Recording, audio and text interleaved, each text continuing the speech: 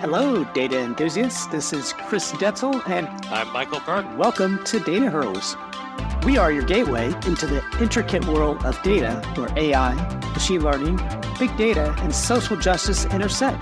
Expect thought-provoking discussions, captivating stories, and insights from experts all across the industries as we explore the unexpected ways data impacts our lives. So get ready to be informed, inspired, and excited about the future of data. Let's conquer these data hurdles together. All right. Welcome to another Data Hurdles. I'm Chris Detzel, and I'm Michael Burke. How you doing, Chris? pretty good, man. It's been a while. How have you been? I've been doing really well. Had some fun projects over the weekend. Actually, last night we're sending out our holiday cards and wrote a script to parse all of our Christmas addresses, enrich them with USPS data, so a little bit of master data management here, printing out perfect labels. I was just really frustrated that they were all out of order. They were all one line, and it was going to look like crap when we sent them out. We were printing these labels. Pretty fun little project. So hopefully we'll get that's pretty cool. returns. Last year we got 10 mails bounce back, so I think we're going to hopefully get none today. I'll be interested to know next time we talk. If you get any bounce backs, you're still sending stuff in the mail, so that's pretty cool. Old school and funny. We're going to be talking about AI and stuff today. And last time we spoke, there was a lot of drama around open AI, right? Like the CEO gets ousted, goes to Microsoft, and then goes from Microsoft. Now he's back to open source or open AI, whatever. But now everything's died down there. So it's back to normal, like nothing's changed. But then today, I was reading yesterday, as a matter of fact, that, and you and I talked about this probably 6 months ago when we first started this podcast, or at least it was one of our first 5 or 6 episodes, I don't remember, around how Europe was leading the way of putting laws and restrictions and things like that around how AI is being used and things like that. So we didn't know a lot, but there's some things that have went down now that we know more of. So I was thinking about, let's dive into some of that. And let me ask you some questions today about that. What do you think? Yeah, sure. Sounds good. I'm happy to talk about it. I think what you're talking about is the EU's Comprehensive AI Act, right? That's what we're going to dive into today. Yeah, exactly. I was hoping you would push that one out since, I couldn't get it out completely. So I have some questions for you. What specific elements define the AI Act as a comprehensive set of regulations for AI development and usage? At the high level, everybody right now is trying to figure out what to do with generative AI, right? Specifically. Yeah. And some of this new regulation and this regulatory framework, the EU is now known for being the first or one of the first to push through regulations that will help, continue to focus on how can we have models and use AI in a safe and also a way that protects the fundamental rights of individuals and businesses in the EU. China beat them to it this time. So they weren't the first in the world, but they are the second, I believe. And really what this is designed to do is emphasize the practical implementation and enforcement mechanisms, right? Generative AI is growing faster than any other technology in its past, and it's being used in ways that are different and new. So trying to design a framework right now to keep up with this change is incredibly difficult. And I think everybody is struggling, everything from Copyright Act to what data can go into a generative model to how it can be used, what applications can it be used, who's excluded and included from these regulatory decisions, right? If you think about the AI Act, it's a legal framework governing the AI in the EU, right? And its real purpose is designed to maintain a consistent standard across every state for the proper functioning of how should we be able to use AI, how should we be able to apply it.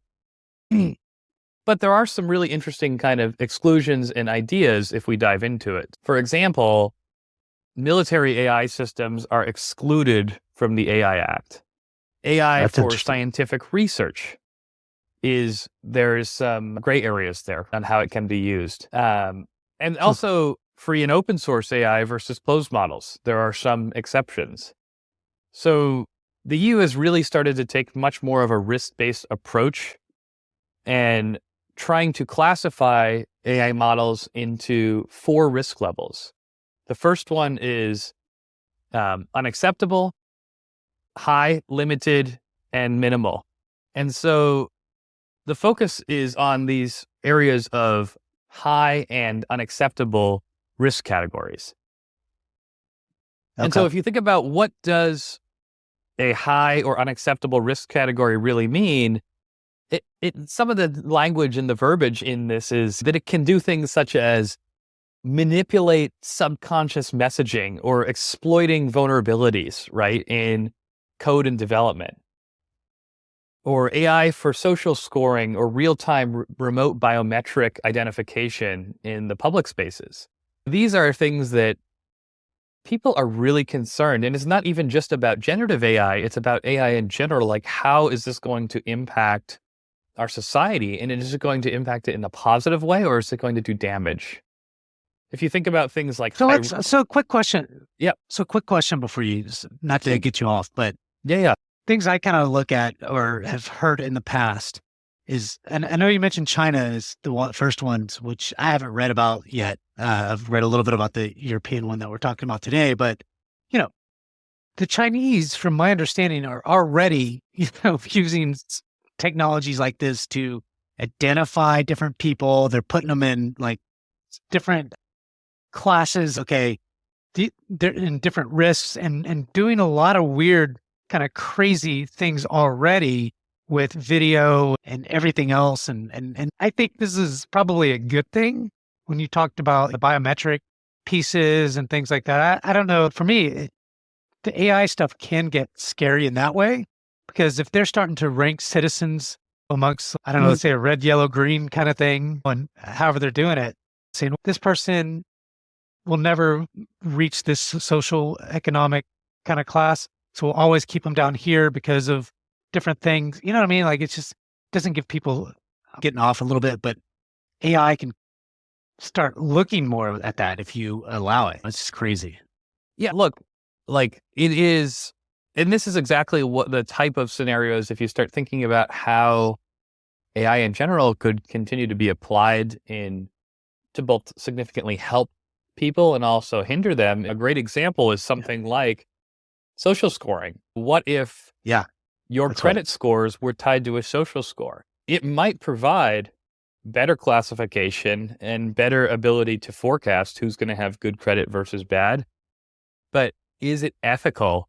And how much bias is involved in making those decisions, right? And these are the real concerns on a lot of these models, is when you start to plot out some of the decisions that they make, especially classification models. We saw this in the banking industry 10 years ago, right? There is a huge amount of bias in starting to make assumptions of certain people depending on where they live, how much they make, race and gender. So these are the places that I think we have to tread extremely carefully, especially with generative AI, where it's even harder to pull back and understand how a decision is being made on the model, because for many of these products, it's very much more black boxed. Yeah, one of the things that concerned me is one of the exclusions you mentioned was military AI systems. I understand what they're thinking is like, military needs all the benefit or the help that they can get with AI and stuff like that. So let's just exclude them from any practices. They can do whatever they want, is what that tells me for the most part. Without fail, you can go do whatever. Like, it doesn't matter. So that's concerning, but it's just quite interesting that they would exclude that piece. I don't know if you had any thoughts around that.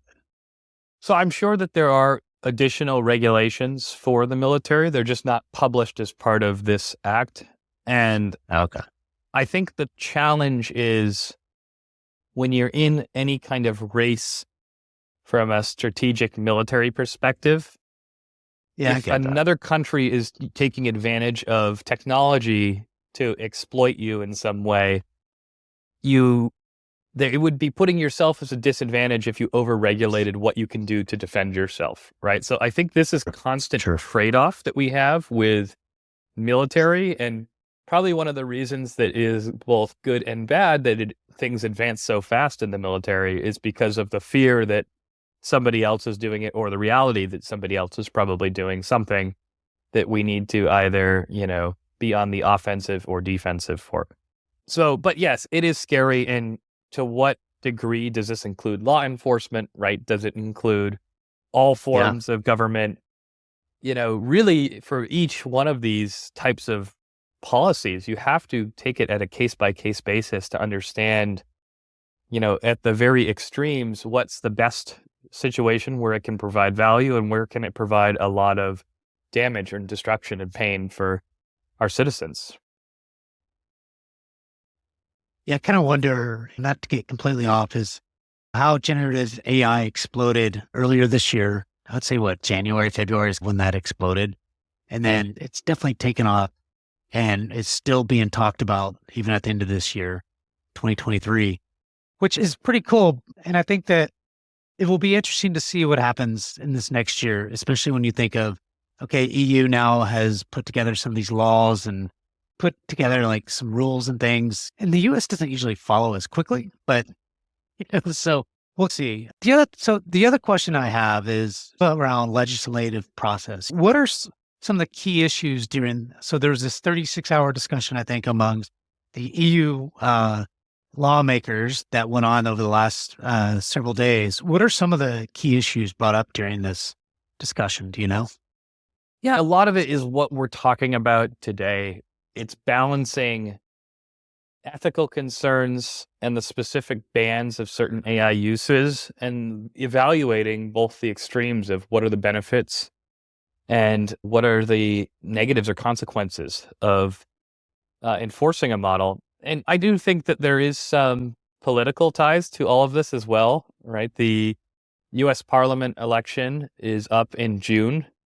And maybe part of the reason that there is more pressure to act fast. But really, if you think about these extreme cases, it becomes very much a gray area with AI. And a great example of this is education, right? For young students, high school, middle school, elementary. Generative models like Conlingo from Khan Academy, I think that's what it's called. It's an AI model that helps students learn. And if you look at studies and research that has been done on the impact of a tutor has on a student learning, as an example, it is astronomical how much that can move a student's GPA, right? Far into the right. However, education is such a delicate space that if a model was designed properly, or it's teaching, especially in an area that's not like math or science, where a model could hallucinate, right? What if it starts teaching students something that is inaccurate or inappropriate?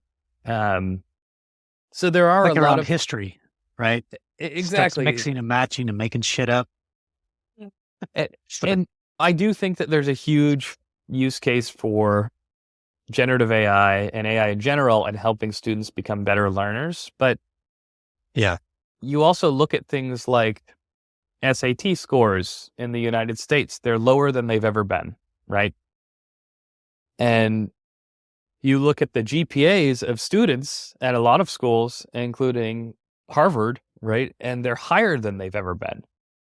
The graduating class of Harvard last year graduated with an average GPA of 3.8.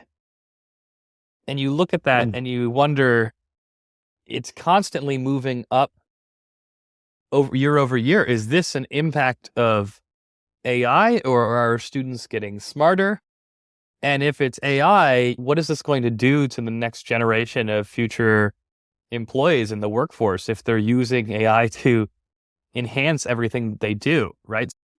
Like everything, it's how much of this will become a codependency in the education space versus how much will actually enhance a student's learning ability. These processes... That is interesting. Yeah. We really have to think carefully and make decisions slowly, as slow as we can, or as thoughtful as we can. But at the same time, students are already using these tools, right? So I am a strong believer that we have to embrace AI and make it part of our curriculum. I think that every school, any school that tries to ban AI is only going to create more problems for both their students and their faculty because everyone is already using it. That's right. However, there is this whole other problem of how much codependence do we want to establish with learning, and how much should you rely on AI? I'm sure that a similar conversation came up with when calculators first came out, right? And it was like, why can't you do this arithmetic on paper? It's a new technology that's going to make us learn better and faster and ultimately be smarter. But how much do we want to rely on other technologies to be smarter? And are we making any trade-offs by not studying like the old-fashioned way out of textbooks and learning independently, right? I think when it comes to writing and things like that, the way that schools are they're going to have to change. Teachers are going to have to change the way they teach, right? They're trying to catch up. They're trying to understand. Look, teachers don't get paid a lot of money anyways. So this is a huge technology is, I don't know if you remember back in 2020 when all this stuff happened with COVID and things like that, teachers had to start teaching kids at home. So they had to start using Zooms and all this kind of digital technologies that a lot of these teachers that are older and things like that never knew how to use and never knew what to do. Right. And so they had to figure it out. Now, I believe that it's not just a teacher thing, but the kids didn't learn as much. And I think that would put a setback back in, but that's neither here nor there. With that said, I do think that with AI type of stuff, this is changing. So teachers will have to, and schools will have to figure out how to use AI and teach kids to be just as smart as they were before with writing and everything else. Because that's where, at the moment, generative AI helps is writing, come up with topics and writing your whole essay. And I do think that's a concern, and I do think it's a bigger concern than what a calculator was back in to what math. I Totally. get what you're saying, but I think this is way bigger and a potentially bigger problem for people to be able to think at a higher level. When you mention those scores and things like that at Harvard, they're smarter supposedly and everything else. I don't know about that only because I'm not sure. Has that been going up over the last several years, or is it just this last year or two? You know what I mean? And then teachers or professors aren't caught up either on some of those things. I think it's a whole entire kind of ecosystem that has to catch up. So it's not just the students, it's the teachers, it's the policies that they're putting into place in schools and everything else. And just will take time. And we have no way, all this is just like very broad sweeping correlations. We have no way of understanding what's driving what, right, in the education system. But one thing that I do think is really interesting is observing the younger generations and how they interact with ChatGPT. I have a developer I work with, and the way that I ask questions to ChatGPT when I'm doing development is completely different, right? I'm thinking about how to structure a process as somebody who's been in the industry for years, and I'm using it in a way to leverage a new idea of how I could do something, but I know how to do it already, right? What I'm seeing newer, less experienced individuals use ChatGPT is they're asking, how do I do X? Provide me the code or the answer for Y, right? And that is what is scary, is that if you do not know how to ask the proper questions about your work because you've never built the foundation and the principles, is this going to be provide more harm than good for you in the long run as somebody who's supposed to be an efficient developer, an engineer? Yeah. There is no good answer, but that is the thing that concerns me the most, is that people are not looking or do not have a willingness to figure it out. They just want the answer to apply it to whatever they're working on in the moment. Yeah. And that's the piece that I agree concerns with me the you. most. Yeah. Well, and I'll give you a little example just because I think it's relevant is a couple of weeks ago, I needed some CSS code. And I think I brought this up to you. And I said, I asked ChatGPT, hey, I want a CSS code to do this, that, or the other. And I don't know anything about even tiny development, see it like CSS. it gives me some code. I put it in and it didn't work. You know what I Yep. mean? And I'm like, okay, and I'm smart enough to know that if I just was somewhat if I was just knew some coding and understanding of that, Then maybe it would have been, if I would have asked it the right question or know exactly what I was talking about, it'd give me the right answer. But with what you just said is if this kid is a developer, but doesn't even know isn't asking it the right questions, isn't it? that code could be all this code and you put it into some software thing And it not work, or maybe it works, but it doesn't. tie into certain things and just going to mess up really bad later. There's a lot of repercussions that I think that happens. But So to get back to this legislative stuff. So the European Commissioner, I'll let you say her name because I can't really say it, but what ways does she believe that AI Act will set a global precedent for AI regulations? Yeah. Look, the European Union has led in setting regulations from GDPR onwards, essentially, that have influenced the rest of the world. And I think the reason that Europe in general leads that charge, even though China has come out with the first AI Act that they came out with, I believe it was in early August, most developers in the US at least are building applications not geared for the Chinese market. But the European Union and EMEA as a whole has always been something that influences most large organizations much more, right? So I think that when you think about why would Europe create such a precedent for global AI regulation is that the cost of developing multiple systems is extremely expensive. And so when the EU passes new regulation, most organizations have to make a change globally to how they apply AI everywhere. And so I think that's why you would think much more of what is Silicon Valley's possible viewing this as restrictive. And even if Europe and China's acts are aligned, whatever Europe does is going to create a much more larger impact on the US tech economy than China for the most part. True.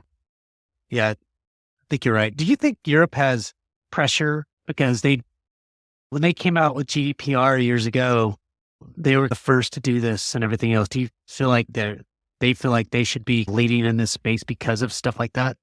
I feel like there is. I have always had mixed feelings about GDPR and most of the acts that are passed in Europe. I think that overall, directionally, they're probably good. I think they have very good intentions, but just like any complicated question and answer, there are lots of intricacies that I wouldn't necessarily agree with. Yeah. And I think that maybe we should do another podcast on that at some point, because that is a really valuable topic to dig into. The AI Act is going to have similar consequences. Education is a great example. And with every regulation that we influence, there is a trade-off where we are slowing down innovation. And maybe that's a good thing. About that one time.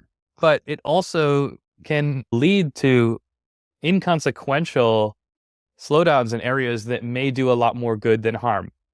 And so I think that this is the balancing act that is really difficult. And this is why we've had so many amendments to GDPR.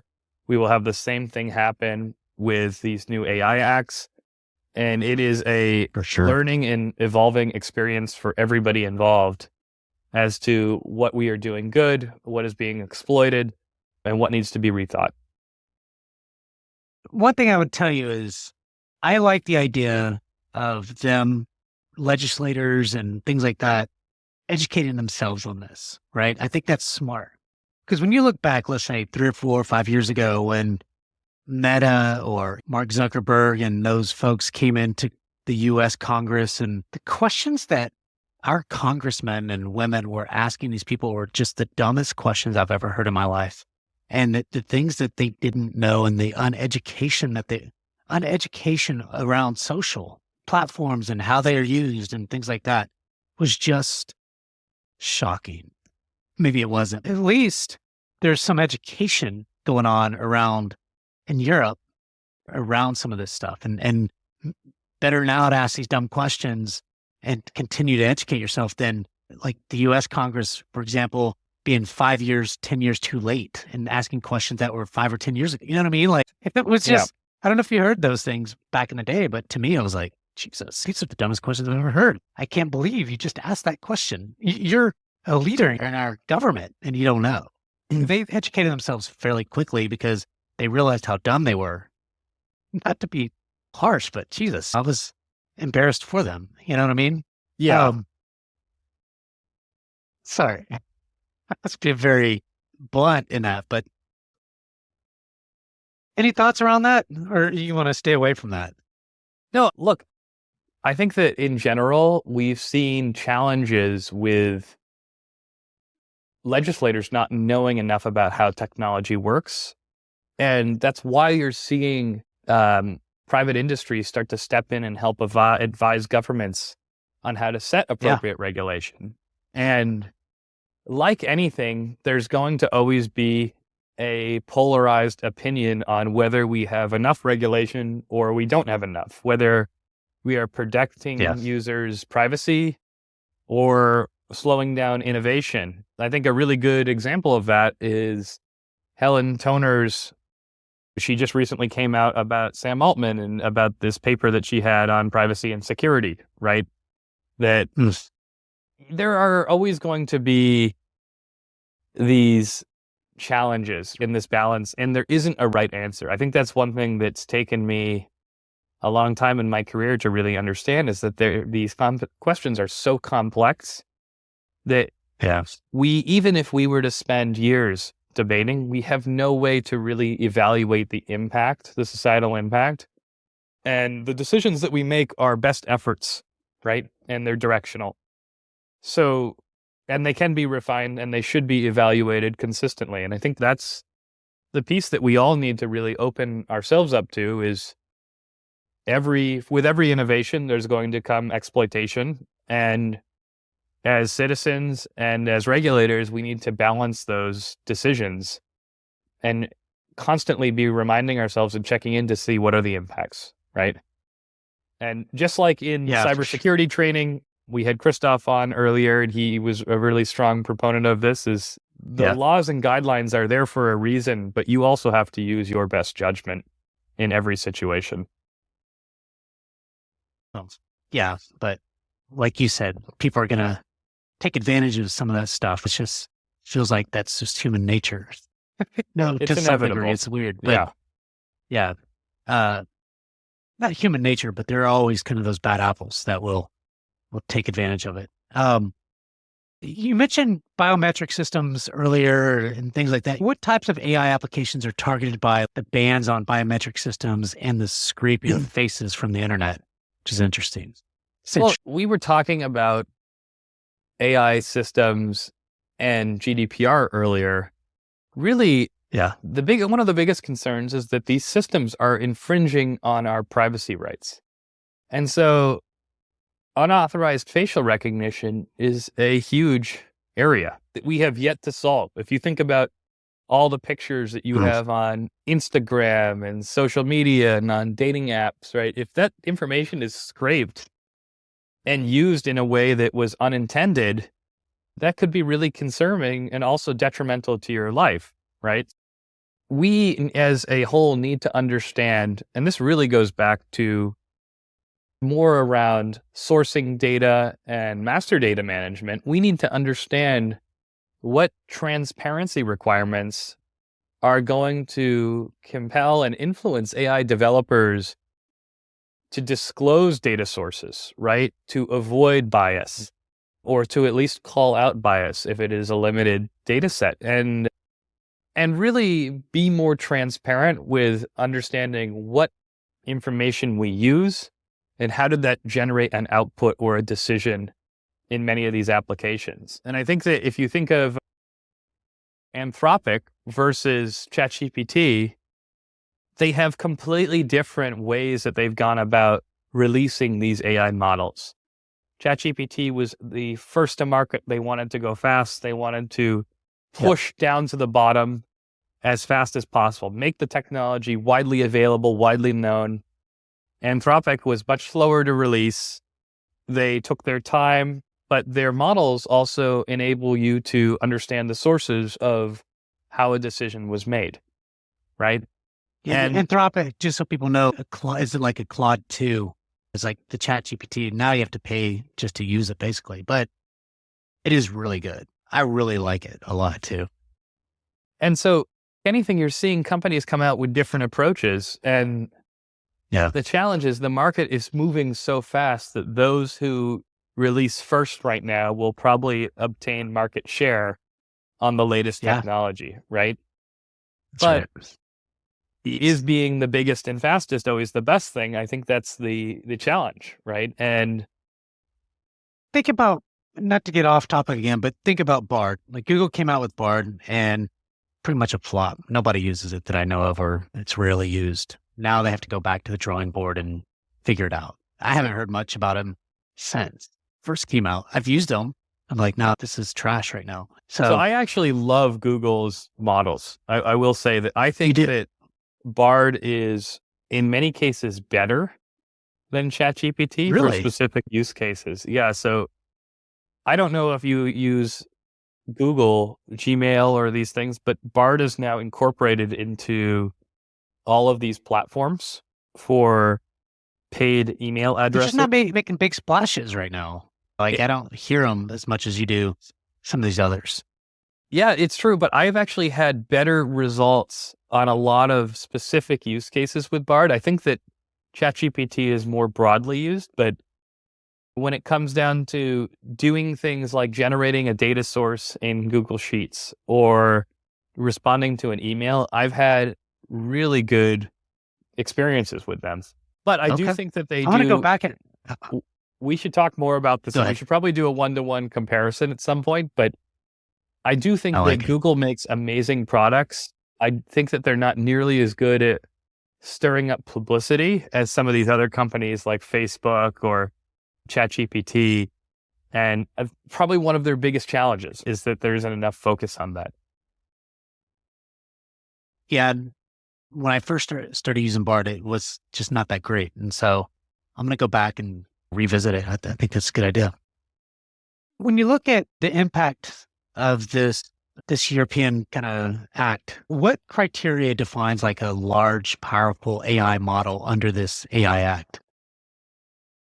Yeah. So again, this is one which I feel is going to be very subjective, but criteria is really going to talk about how much data was processed to train the model. How complex is it? When we talk about model design and scalability, but also what is the potential impact on the society and economy, right? If this is an application designed to help doctors make better medical decisions, there's going to be a lot more potential for both positive and negative impacts than, say, something that's helping someone with, I don't know, a marketing campaign, as an example. So you're going to see a lot of different angles that people look at these models, but one of the biggest and most important things is the size of data, of the data processed, right? These data cohorts continue to grow and grow. And there's also been a lot of really interesting research done on the environmental impact, which is another thing that was in the AI Act, which they're starting to understand is how much energy does it take to train these large models, right? And what is that carbon offset or carbon input footprint that's being created by training these large models? I'm going to ask one last question because I know we've gone over on usually what we usually do, but so how does Europe's role in AI governance, how do they envision their role in shaping global standards for AI? Yeah, they want to be a global leader in, I would say, defining ethical standards, right? Potentially leading to a more standardized, regulated AI globally. And their focus and their objective is to make something that protects their citizens and all citizens really from abuse. I think that's and negative impacts, and making sure that we create a balance as we continue to learn and grow as to how much this is going to impact our world. Things are going to change. We're going to see dozens, if not hundreds of amendments to these acts as models get more advanced, as new technology comes out, like quantum computing in the future. Everything that we do and think of today will be different in the future. Did I miss anything? No, I don't think so. Look, I love these new regulations. I think that they are tremendous in their impact, their long-term impact to the world and how we will think about how we use AI. And at the end of the day, we have to just be, understanding as developers and engineers who want to innovate that at every choice that we make, even at the micro level, there is both a positive and negative consequence. And we have to think about those and evaluate them at every decision. Michael, thanks so much. It's a really intriguing and educational Data Hurls today. Thank you, everyone, for listening. Please rate and review us. We need the ratings and reviews. But I'm Chris Detzel, and I'm Michael Burke. Thanks for tuning in. Thanks, everyone.